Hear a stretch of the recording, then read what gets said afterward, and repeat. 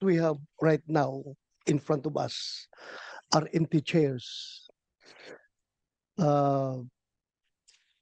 Itong ginawa ng mga opisyalis from the executive branch of government is a total snub to as far as we're concerned. And ito'y tahasang pagbaliwala sa doktrina ng checks and balances ng ating gobyerno. Kung ayaw na mag-attend ng hearing, ibig sabihin, ayaw na nilang magpapacheck sa atin na co-equal branch of government. So what will happen to this? Pag tuluyang ganito ang mangyayari is, I think we are now on the verge of a constitutional crisis kapag tuluyan nilang isnab yung ating imbitasyon. Wala na mangyari. Wala na respetuhan ito sa isang kapwa co-equal branch of government. So, Madam Chair, I would like to move that we issue subpoena to these government officials to require their presence in the next hearing. Kung meron ka pang gaganaping hearing, dapat masubpoena ito sila para magkaalaman. Klaruhin natin ito. Ay. Maraming salamat, Senator Ronald De La Rosa. Actually, dalawa yung subpoena na pinapapirma ko sana kay SP Cheese.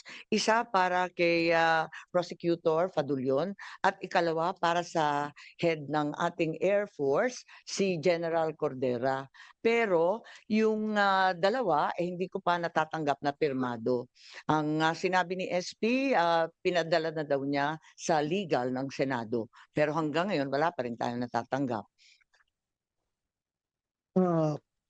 Follow up natin, Madam Chair, kasi alam mo, if this situation is left unchecked, ang mangyayari sa atin dito is hayaan na lang natin na meron tayong Philippine National Police na patuloy na nilalabag yung ating konstitusyon at ang ating mga batas.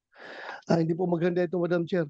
Kaya nag-exist yung Senado, in particular, yung buong Kongreso, para meron tayong checks and balances. Hindi po pwede yung executive branch of government, hahayaan na lang natin na gagawa sila ng mga hakbang na lapag sa ating konstitusyon.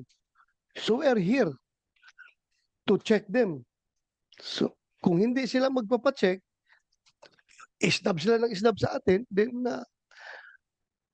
magkakaroon tayo ng constitutional crisis nito, Madam Chair. Thank you, Sang-ayon po ako sa inyo at talagang hindi tama itong pangkalahatang sinasabi. Lahat na lang executive privilege, lahat na lang sub judice. Alam naman natin, hindi naman tayo lihis at alam naman natin na napaklaro ng Nery versus Senate, yung Ermita case, kaliwaliwanag na kinakailangan na talagang malapit sa Pangulo, ang impormasyon hindi makukuha sa iba, hindi naman ito magiging panganib para sa lipunan, kaya't paano po ito naging executive privilege, alam na po natin yan at hindi naman tayo nakikialam dun sa bagay-bagay na sinaloob ng mga kaso at asunto sa Korte Suprema. Kaya ang palagay ko, dadami po ang subpoena na hihilingin natin sa ating Senate President. Marami na po kasi kung dadalawa lang yung na-absent dati, pagkarami-raming absent, nakikita natin tayo-tayo lang na narito. Kaya nalulungkot. Walang dumalo sa ating pagdinig, hindi nila dininig ang pulso ng bayan. Paano tayo uusad kung mismo mga dapat magpaliwanag ay nagtatago sa dilim? Paano natin mapapanagot ang mga ayaw sumagot? Pero hindi tayo titigil. Sama-sama natin ihahatid ang mga subpoena na hinanda ko na. Kailangan kasi pirmahan ng lahat ito ng ating Senate President Cheese Escudero. Kailangan pirmahan ng lahat ito pagkat absent silang lahat ngayon upang kanyang pirmahan patunayan na ang Senado ay malaya at matapang na naninindigan para sa mamayan. Sambayanang Pilipino ang masusunod. Tayong mga lingkod bayan mula barangay hanggang Malacanang ay pawang tagapagsilbi lamang, tagapakinig na sa daing, tagasagot sa mga tanong. Kung kaya ng isang matanda na may sakit na harapin ang walang respetong pag-aaresto, bakit ang mga duwag na ito ay wala sa ating harapan? Nako, magalit na kayo sa akin, pero hindi ba kaduwagan ang hindi sumagot? Sadyang naging duwag na nga ba ang mga Pilipino? Hindi ako papayag. Hindi rin papayag si Senator Bato. Hindi ako aatras tulad nila. Ipakita ko na ang Senado ay ang huling balwarte ng katapangan, ng katotohanan.